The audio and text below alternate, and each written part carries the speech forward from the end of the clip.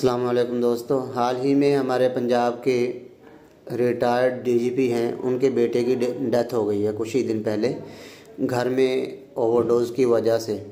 लेकिन कुछ पत्रकारों का कहना है कि उनकी मौत के जो ज़िम्मेदार है ख़ुद इनका परिवार है। तो अब उन्होंने सोशल मीडिया के ऊपर आके इन सारी बातों का खुलासा किया है। आइए जानते हैं कि वो क्या कह रहे हैं। चलो वीडियो शुरू करते हैं।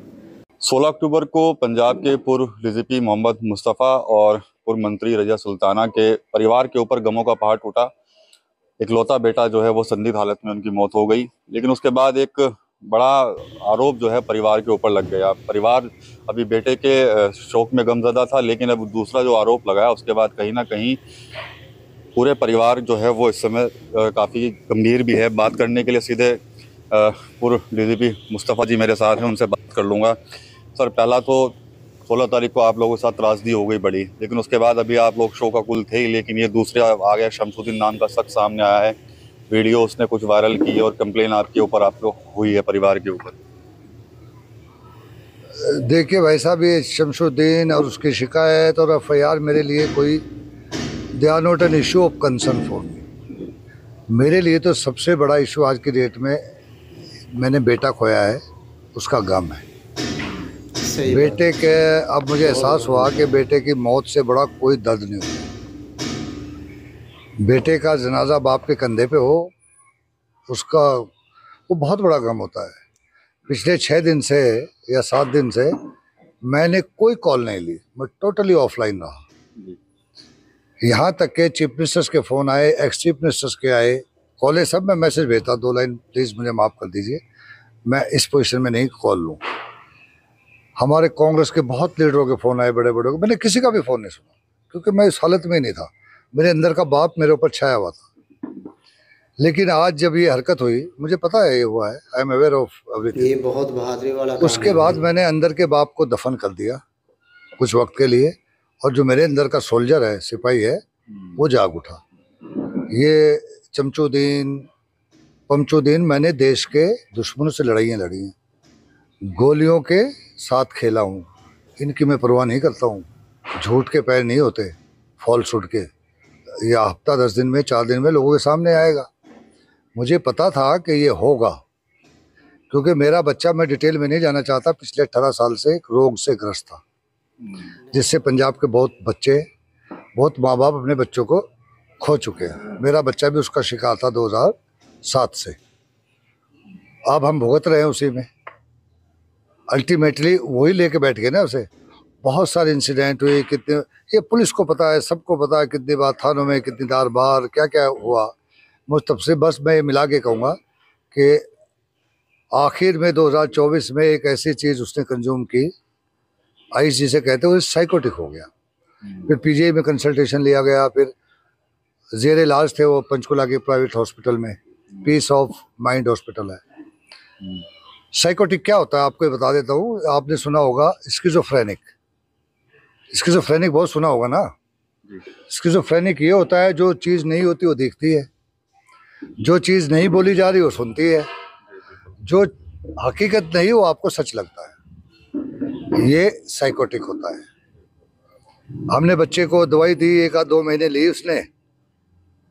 उस वक्त वो सेंटर में था, रिहेबिलिटेशन सेंटर में, वो ज़बरदस्ती देते थे, तो 10-15% इम्प्रूवमेंट था। फिर माँ का बाप का दिल होता है, सेंटर से बाहर ले आए, फिर उसने दवाई लेनी बंद कर दी। इसी हालत में उस बच्चे ने ये वीडियो बनाया। उसकी माँ और उसकी बहन उस दिन दिल्ली थे 27 अगस्त को किसी मीटिंग में, सियासी मीटिंग में, मैं मलेरकोटले में था। बच्चे ने बना के उस हालत में, दिमागी उस स्टेट ऑफ माइंड में ये अपलोड की। उसके बाद उसने डाउनलोड कर दी। बीच में हमारे यार दोस्त बहुत हैं, चाहने वाले, शमसुद्दीन जैसे, उन्होंने वो डाउनलोड कर ली। फिर ये हादसा हो गया 16 तारीख को। जब हम लोगों ने देखा कि 16 की शाम को मैं और मेरी वाइफ डिनर कर रहे थे, मेरी बेटी मेरी बहू के साथ, बच्चों के साथ बैठे थे, तो हमने देखा आखिर आज क्यों नहीं उठ जाता था शाम के टाइम। वो बहुत दिन रात भर बच्चा जागता था। तो 8:30 बजे डिनर की टेबल से उठे। हमारा कमरा आमने सामने है, इधर मेरा, इधर आखिल का है, बीच में बहुत बड़ी लॉबी है। ये जिस शमशुद्दीन का नाम ले रहे हैं, ये शमशुद्दीन वो बंदा है जिसने ये केस उठाया है, जिसने इनके ऊपर एफआईआर की है। तो उसकी भी वीडियो मिलेगी, वो अगली वीडियो उसकी आएगी कि वो इसके बारे में क्या कह रहे हैं, क्या खुलासा कर रहे हैं, वो अगली वीडियो में आपको देखने को मिलेगा। ऊपर फर्स्ट फ्लोर पे तो मुझे तो था ही कि मेरे घर में तो 18 साल से चल रहा है, ऐसे ही उठाते हैं ऐसे। मैं अपने कमरे में जाके कुछ करने लगा। इधर ये मेरी बेटी और मेरी वाइफ उसको आवाज़ें देने लगी, दरवाज़ा पीटने लगी। वो अक्सर रेस्पॉन्ड नहीं करता था। तो फिर ये डराती थी कि पुलिस को बुला रहे हैं, डी एडिक्शन सेंटर भेजेंगे। ये मैं 14 को दिल्ली से आया और मेरी बेटी, मेरी वाइफ ने बताया कि ये अब ब्यूपिनोरफिन ओवर कर रहा है और खाना भी नहीं खा रहा है। तो 2015 को, 14 को मैं 15 को मेरी वाइफ और बेटी ने जाके ऐसे ही 8 बजे शाम को कि अगर नहीं निकलेगा पुलिस आ रही है, डी एडिक्शन सेंटर जाएगा तो खाना खा ले। उसने दरवाज़ा खोला थोड़ा सा, कहते मैं ठीक हूँ, मैंने कुछ नहीं कर रखा, मैं खाना ऑर्डर कर रहा हूँ बिरयानी। बिरयानी उसने ऑर्डर की, उस पर जो ये क्या एप्लीकेशन वगैरह होती है जोमेटो पे, वो अक्सर जोमेटो पे 99% उसी पे ऑर्डर करके रात भर खाता रहता था। ये 15 की बात है। 16 में फिर एज यूजल उसके दरवाजे तो बंद ही रहते थे। 16 की शाम को 8 बजे मैं और मेरी वाइफ डाइनिंग टेबल पे नीचे ग्राउंड फ्लोर पे खाना खाया। खाना खाते वक्त हम दोनों ने डिस्कस किया। मैंने कहा देख तेरा माँ का दिल जो है ना थोड़ा सख्त कर, आकिल अब खाना भी नहीं खा रहा है, कम खा रहा है और मुझे डर है मेरा बच्चा ओवरडोज ना हो जाए, तो थोड़ी सख्ती कर ले, मुझे इसको सेंटर भेजना पड़ेगा। She agreed. तो 8:30 बजे तकरीबन 8:25 पे मैंने दरबारा सिंह है हमारा पीए, मैडम का पीए मलेकोड़ा, उसको फ़ोन किया और उसको कहा कि सुबह एक चिम्मा जगह पड़ती है सुनाम के पास, ड्रग डी एडिक्शन सेंटर, बहुत अच्छा लोगों ने बताया। पहले मैं दूसरी जगह भेजता था कि आप गुग्गी को लेके, गुग्गी यहीं पे है लड़का, वो इसको नहीं पता होगा।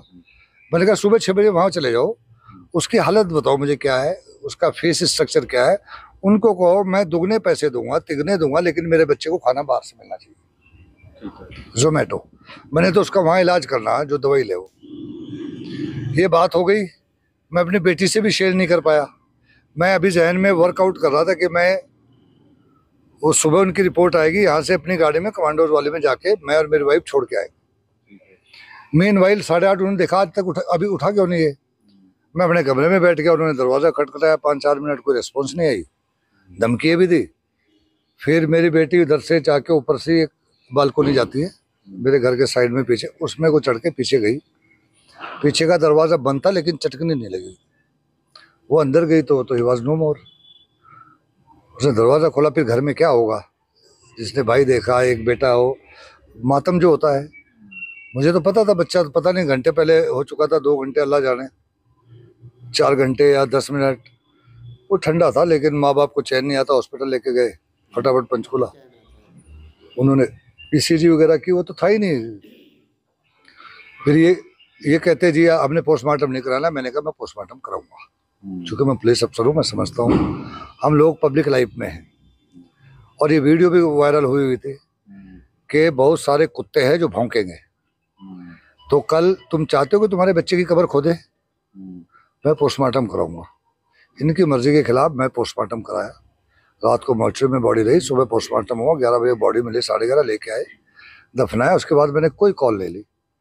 आज मैं सामने मेरे अंदर का सिपाही आया ना, जब ये लोग, मैं इसका स्वागत करता हूँ जो एफआईआर दर्ज हुई। चूँकि हमारा कानून क्या कहता है, जो पहले आईपीसी था बीएनएस है, सीआरपीसी था बीएनएसएस है। अगर कोई भी फर्द, इंसान, बंदा लिखित शिकायत लेके जाएगा थाने में किसी जुर्म के, जुर्म हुआ या नहीं हुआ, झूठ है या सच है, तो पुलिस की कानूनी ड्यूटी एफआईआर दर्ज करेगी।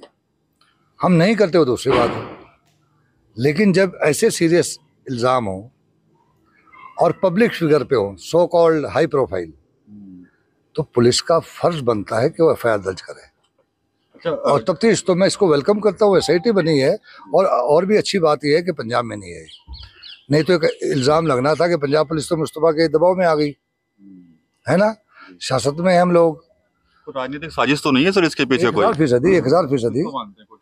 ये जो चमचुद्दीन है, इसने 2 क्लेम किए कि मैं उनका पड़ोसी हूँ। आप उससे पूछे, मेरा घर जंगल में है, मलेरकोटले से 2 किलोमीटर बाहर है। मलेरकोटला कॉन्स्टिट्यूंसी का हिस्सा नहीं है, अमरगढ़ हल्के में पड़ता है। तो मेरा पड़ोसी तो कोई भी नहीं है, मैं तो जंगल में रहता हूँ। ये मेरा पड़ोसी कहाँ से आ गया? उसने, मैंने सुना, ये भी कहा वो हमारा रिश्तेदार है। मैं 45 साल से मलेरकोटले में हूँ, या मेरी फैमिली कभी उसकी शक्ल देखी? मेरे पास 18 या 19 में जब हमारी सरकार थी, मेरे 3-4 चाहने वालों को, सपोर्टर्स को लेके आया था हाथ बांध के मेरे दफ्तर में, ह्यूमन राइट्स कमीशन में। इस पे बैंक फ्रॉड का एक केस हुआ था, उसमें मदद मांगने मैंने कहा था, मैं चूँकि वसूलों के लिए मैं बड़े बड़े हस्तियों से टक्कर लेता हूँ, तो मैं अपने कबर्ड्स में स्केलेटन नहीं रखता।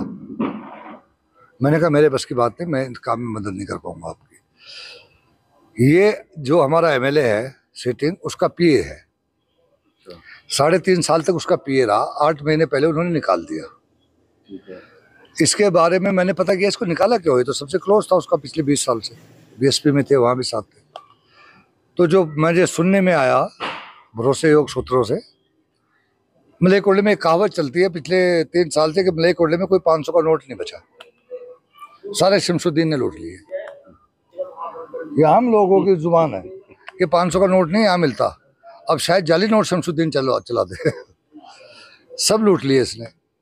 तो जो मुझे सुनने में आया, ये इनकी सरकार ने, हाई कमांड ने आम आदमी पार्टी के हिदायत जारी की कि इसको, एमएलए को, इसको फौरन निकाले। उन्होंने निकाल फेंका इसे।